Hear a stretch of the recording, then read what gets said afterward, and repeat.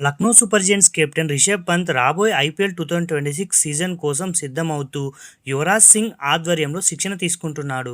పంత్ తన బ్యాటింగ్ నైపుణ్యాలను మెరుగుపరుచుకోవడానికి ముంబైలో ఇప్పటికే 4 రోజుల పాటు ప్రత్యేక శిక్షణా సెషన్లలో పాల్గొన్నాడు. గతంలో యువరాజ్ సింగ్ వద్ద శిక్షణ పొందిన అభిషేక్ శర్మ మరియు శుభ్మన్ గిల్ వంటి ఆటగాళ్లు ప్రస్తుతం భారత జట్టులో అద్భుతంగా రాణిస్తున్నారు. ప్రస్తుతం సరైన ఫామ్లో లేని రిషబ్ పంత్ ఈ శిక్షణ ద్వారా రిషబ్ పంత్ 2.0 వర్షన్గా తిరిగి వస్తాడని అభిమానులు ఆశిస్తున్నారు. యువరాజ్ మార్గదర్శకంలో పంత్ ఖచ్చితంగా రాటుదేలుతాడని మరియు దీని ఫలితం రాబోయే ఐపీఎల్ సీజన్లో కనిపిస్తుందని విశ్లేషకులు భావిస్తున్నారు. ఐపీఎల్ 2026కి సంబంధించిన కొన్ని ముఖ్యమైన వివరాలు ఏంటంటే, ఈ సీజన్ మార్చి 28వ తేదీన ప్రారంభం కానుంది. తొలి మ్యాచ్ రాయల్ ఛాలెంజర్స్ బెంగళూరు మరియు సన్ రైజర్స్ హైదరాబాద్ మధ్య జరుగుతుంది.